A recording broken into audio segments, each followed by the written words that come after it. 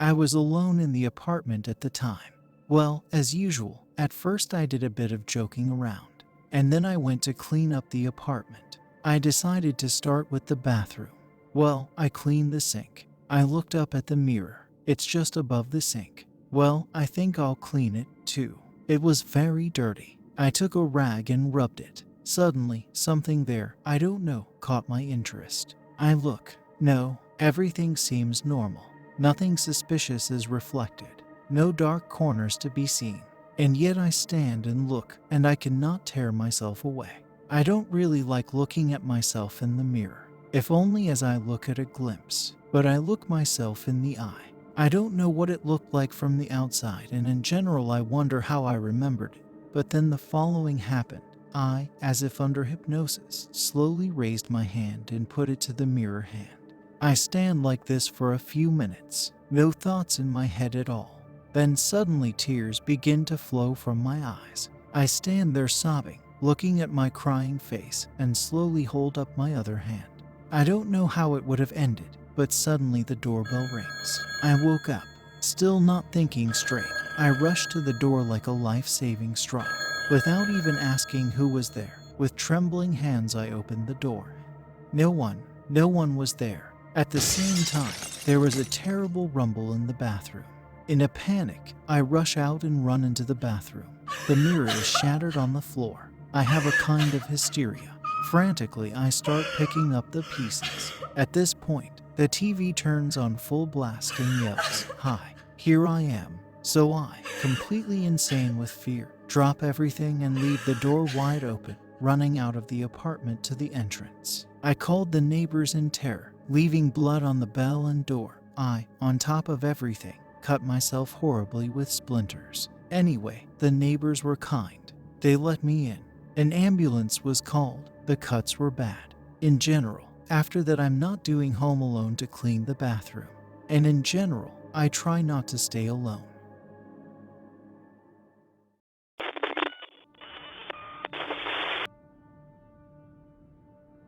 The internet, as always, did not let me go.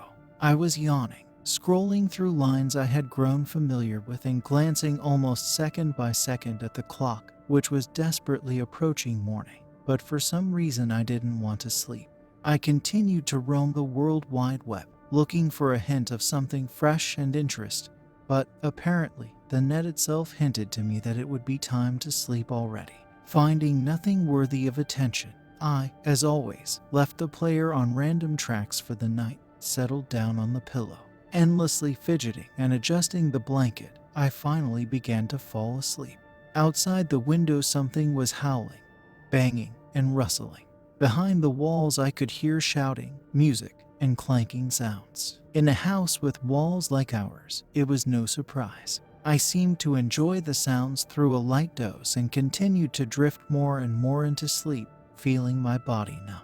Suddenly, the door of the room opened slightly. As I thought at the time, it was a cat, because I felt a slight pressure in my legs. I opened my eyes for a moment, as it happens in half sleep, and then closed them.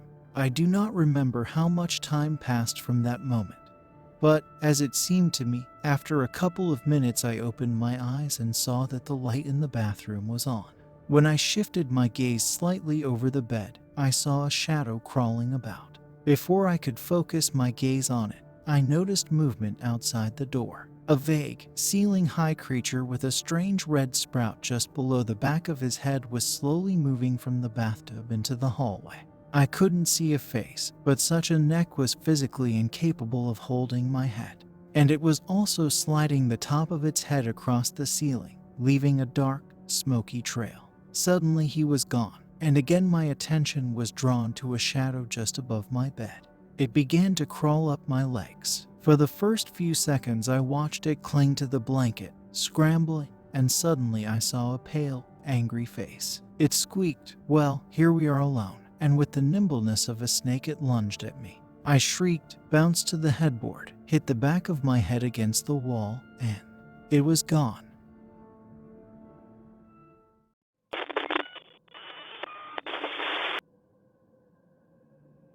When I was in high school, A special event for me was the annual poster contest against HIV and drug use. The big drawings, which were invariably full of skulls, threatening inscriptions, and other macabre elements, made an indelible impression on me year after year. At the time, it all felt like just another excuse to dive into my favorite world of the dark, the macabre, and the forbidden.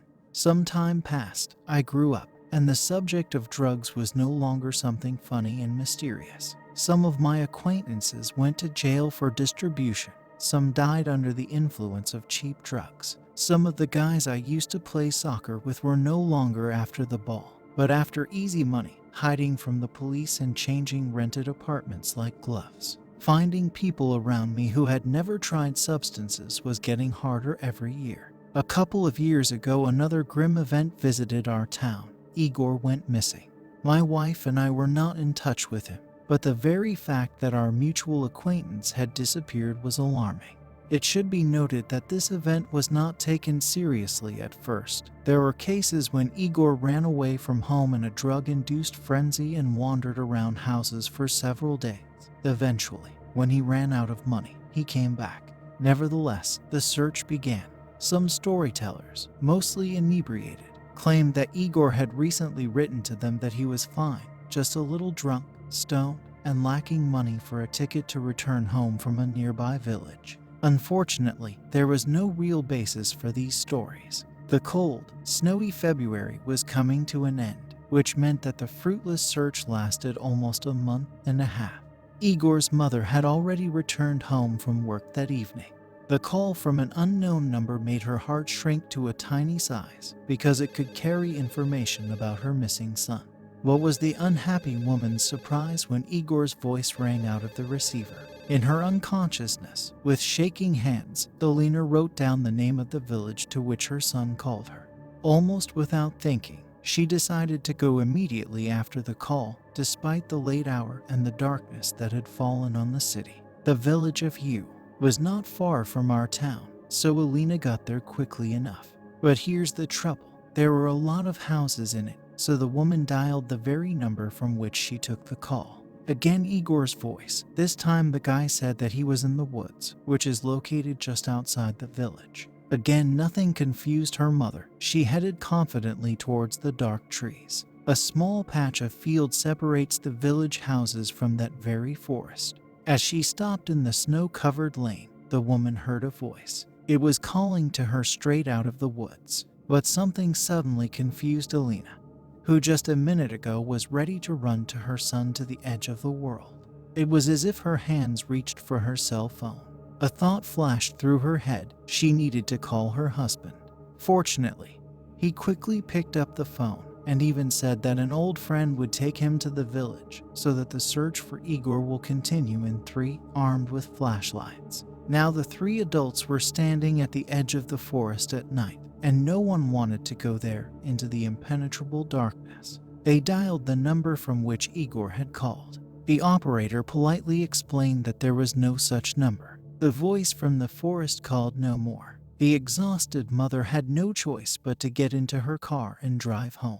The next day she told a relative of my wife about what had happened. The snow did not melt until mid-March that year. That's when they found Igor. Our mutual acquaintances told us that according to the investigation, on the night he left home, the guy came to a private house, undressed, put some of his clothes in his backpack, and buried himself naked in the snow. In the morning he returned home in a depressed state, raving about the end of the world and continuing to pester his company members with calls. And in the evening, without saying anything intelligible to his parents, he took his backpack, some food, and left. That night he froze to death.